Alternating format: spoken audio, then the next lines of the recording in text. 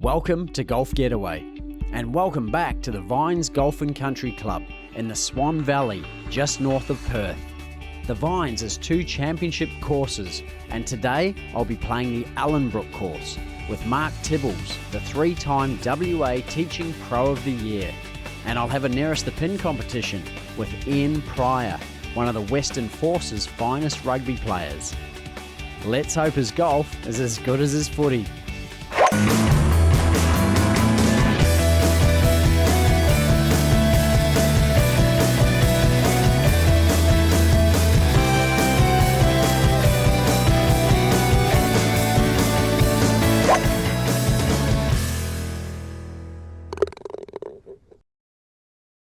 Hi there, I'm Andrew McCombe. And I'm Mark Tibbles, PGA professional at the Vines Resort and Country Club, and welcome to the Ellenbrook Golf Course. The Ellenbrook Golf Course at the Vines was designed by Graham Marsh and Ross Watson and is a par 72, 6,541 metre championship golf course located in the Swan Valley right here in Perth. Ellenbrook is the ideal golf course to showcase the bush and wildlife that Western Australia is famous for. The size and undulations of the greens are a real feature. On average, they have to be some of the biggest in Australia, and 4 putts are very common. So come on, Mirror, let's go out on the course. There's lots to teach you. Oh, seriously? I'm not that bad, am I?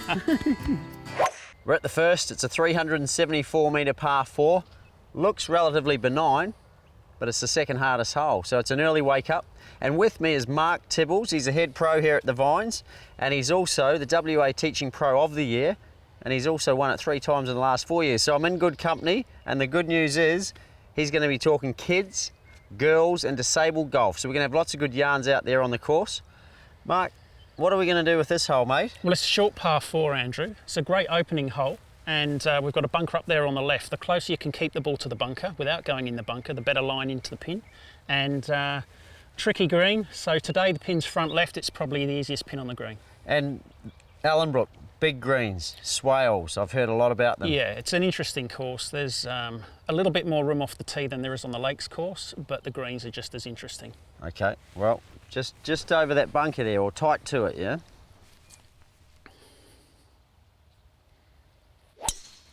Lovely shot, Andrew.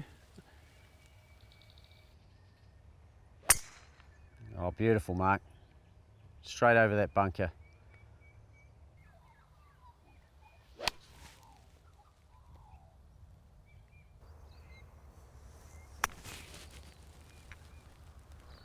Oh yeah, good shot. Went a bit long, Mark, and on these greens they're pretty big, aren't they? They certainly are. It pays to be below the hole on some of these because there's some pretty big swales. Yeah, no, I'm not guaranteed a 2-putt here, am I, with this swale?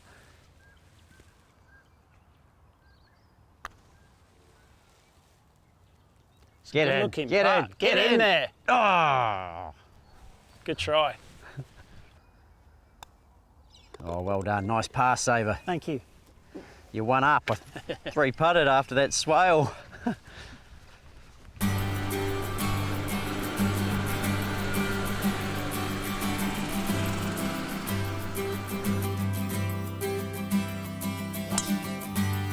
Great shot.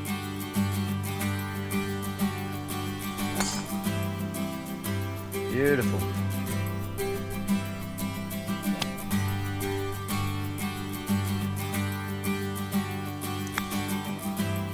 Oh, nice.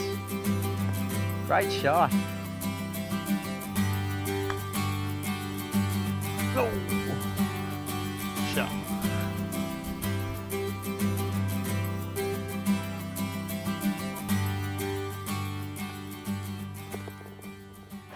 So we're here on the 7th hole on the Ellenbrook course, 360 metre par 4. It's a very visual hole. We've got a lake on the left, we've got bunkers on the right, and with a pin today tucked away on the left, the best line is down the right side. Mark, girls, they're not playing a lot of golf these days, are they? Why is that, and what are you doing about it? I think it's always been difficult to get girls into golf. One thing we've done here in recent times is have an exclusively girls program. Girls like to do things with their friends, and we've actually got 40 girls now that come regularly for golf lessons, so we're looking at putting together a big program for them. And why is it that they don't tend to play it as much as guys? I think sometimes it's because the boys muck about a little bit. Sometimes you've got one girl in a group of 10 boys, but we've got to a stage now where we've got our girls program running. They're all playing together with their friends and they're having a lot of fun. I guess that's the key, isn't it? You've got to have fun. That's right. Yeah. All right, well, you're one up, Mark. Good luck. Thank you.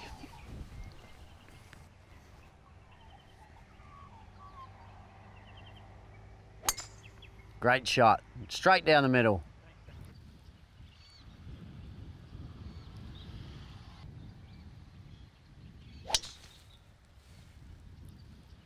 Beautiful drive, Mark. Thank you very much, yeah. Pleased with the angle in from here. Yeah, it's the right side. I hear you're having some good success with the girls. Yeah, we have actually. In fact, we've just come back from a tournament. We had 4 of our girls qualify for the Women's Holden Scramble National Final. I think it's the first time a junior girls group have qualified and we managed to come second. So to play with 4 of my young girls was a great thrill. Wow, so young girls playing against senior ladies, was it? Yes, there were a few seniors there, so we knocked off the old Ducks, but unfortunately we couldn't beat the team that came first. There was a couple of young ones in there too, and they were just too good last week. All right, well, let's see how you go with this one. Thank you.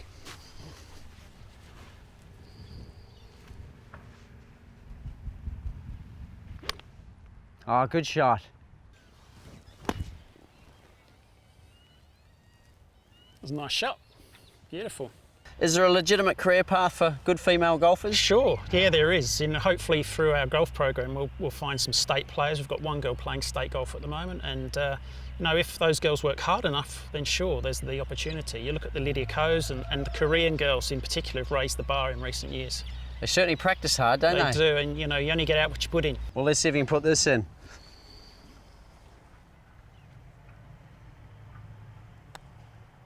Oh, good speed. Here it comes, here it comes. Oh, you can have that one, Mark. Well done.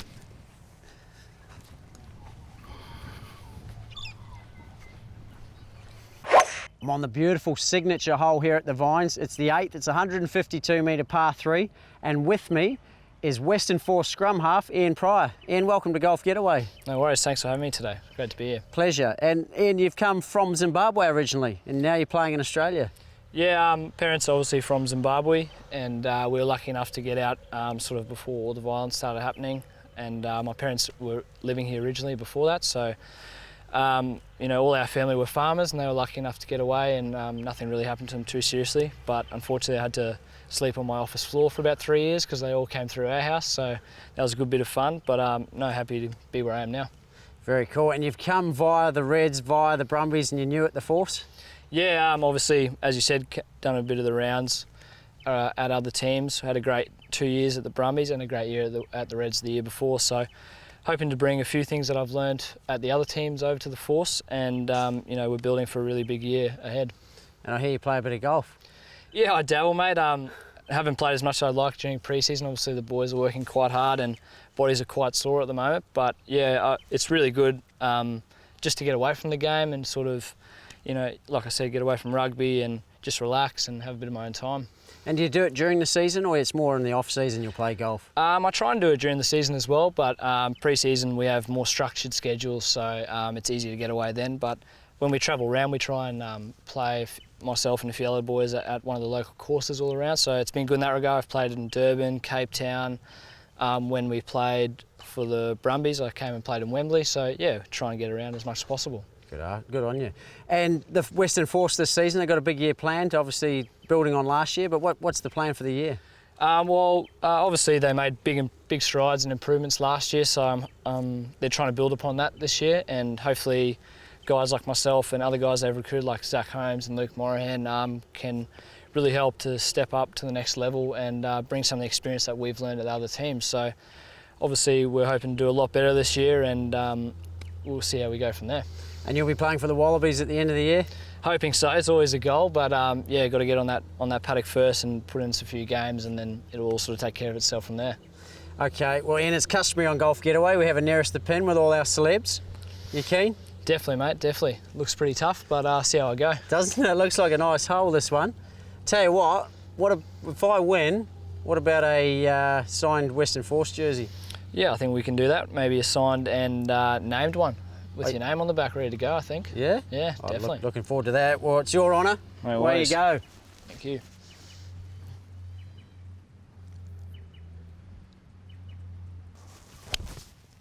Oh my God, he's straight at the pin. Oh.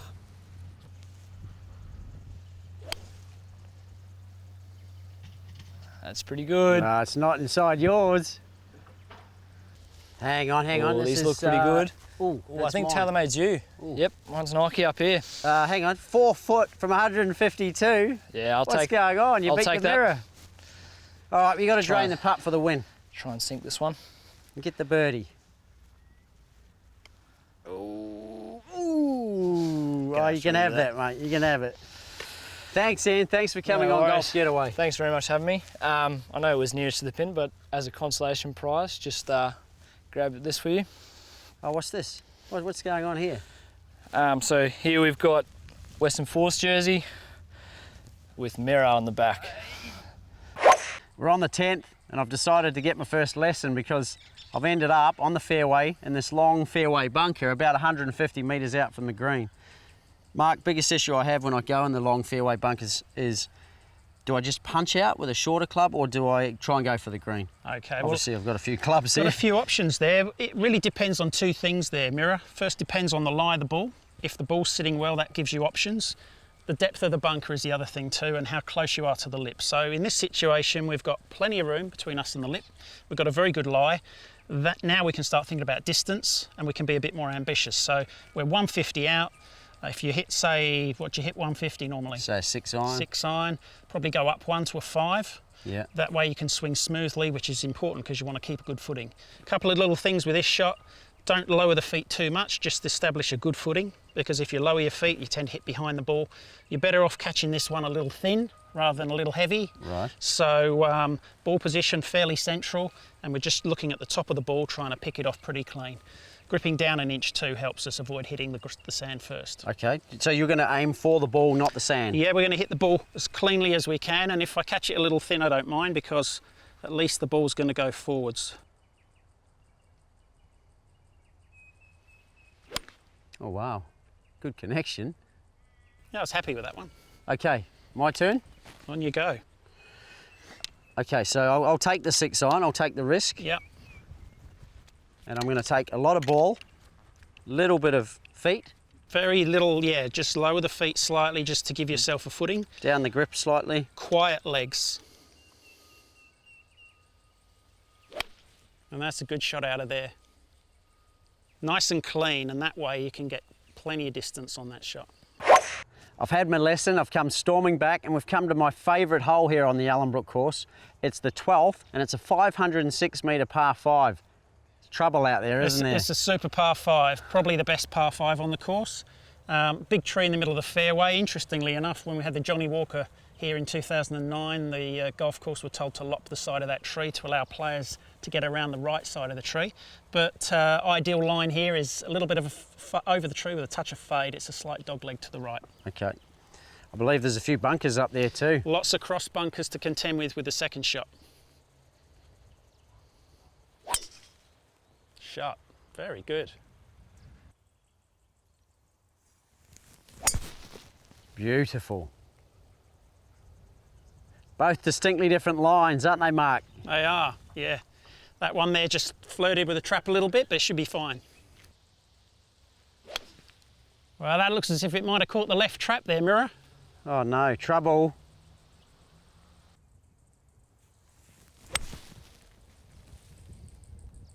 Something a little unique. I'm not really used to this. We're in a big bunker. The problem is I've got to clear another bunker before I get to the pin, which is probably about 50 metres away. Yeah. And it's obviously quite soft sand. What should I do? Well, it is traditionally, one would regard this as the hardest shot in golf. So it's a difficult shot, but sandwich would be the club from here. Yeah. You're going to need a pretty aggressive swing, trying to hit just behind the ball, square the face rather than open the face, and that hopefully should get you the distance. Okay, we'll see how I go.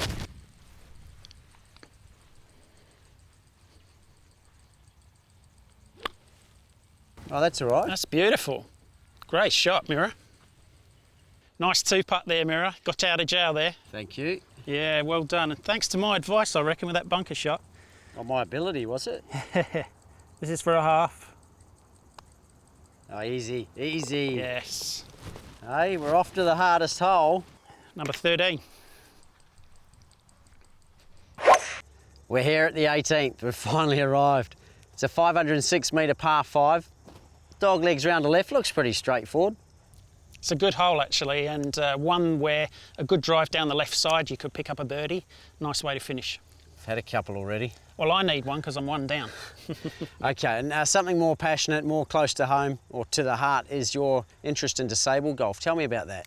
Yeah, well, something I thought about doing about 5 years ago and was encouraged to do by a guy from Adelaide called Gary Hart, who was very passionate about disabled golf.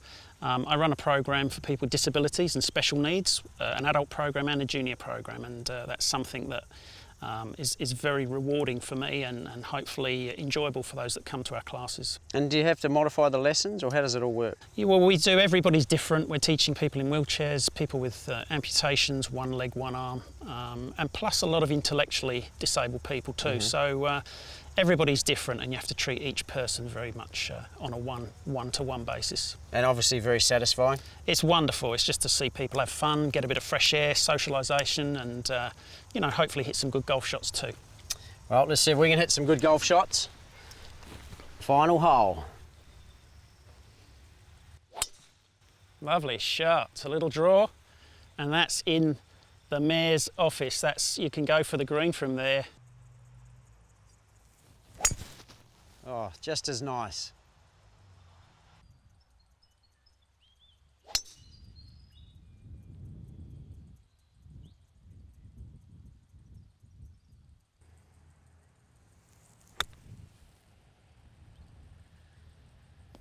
Oh, great shot, Mark. So, Mirror, great shot to get to here. Two Thank you. putts to win the match and a putt for an eagle. So, yeah. Easier said than done, Mark. I've still got a big right to left swale here, probably 30 foot out, and I've been battling with my distances. So what would you recommend for someone who's having issues with distance and obviously reading greens? Okay, well, I see you've lined your ball up to where you want to start the ball, so that's good. You've got a picture in your mind of which way the ball's going to curve. As for the speed, look at the target as you make your practice swings. Try and get a feeling of reacting to the target. Feel the distance. And two putts. My first eagle on Ellenbrook. Or one putt for your eagle. Oh, a bit short. See, that's the distance. It's Oh, pretty good for high. speed. It's just the slope just took it off a little to the left there. Hopefully I can get the par or the birdie even. Oh, here we go, here we go. He's got it. Well done. Thanks, buddy. Yeah, Cheers. my chance for the birdie. Yeah, knock it in. Yeah, well played, never in doubt. Thanks, Mark, and thanks for showing me around Ellenbrook at the Two up, Vines. too good for me today. Thanks there, Andrew. Taught me some good lessons today, mate. It must have helped. Cheers, well I hope so. Mark, you've lived in the region for well over 10 years and you've been the pro here for at least the same amount of time. You must love the place. Yeah, it's a great place, Andrew. It's a great place to live, and we've got two wonderful courses. Challenging, of course. We've had some great tournaments here, and teaching full time, I get to meet some wonderful people too. Very satisfying place to work. It certainly is. It's a beautiful environment. Well, we're only 30 minutes from Perth too, and you know, you'd swear we're out in the middle of the country with all the kangaroos, all the bird life, all the water. It just feels so surreal out here, doesn't it? Certainly does, yeah. And as you'd have found today, the course very challenging. Some massive greens, you know, and it makes for very interesting putting. Well, some of your tips certainly helped me, didn't it, with the undulations and all of that? Well, I hope so too, and the bunkers were excellent, so well done. Good enough to beat me today. Thank you. Well, here's to Ellenbrook at the Vines. Cheers. Cheers. Thanks for coming out. Well, there it is. I'm Andrew McCombe. And I'm Mark Tibbles, and thanks for watching Golf Getaway on the Ellenbrook course at the Vines. For more videos, special offers and information, go to golfgetaway.com.au or like us at facebook.com/golfgetawaytv. Hope to see you again soon.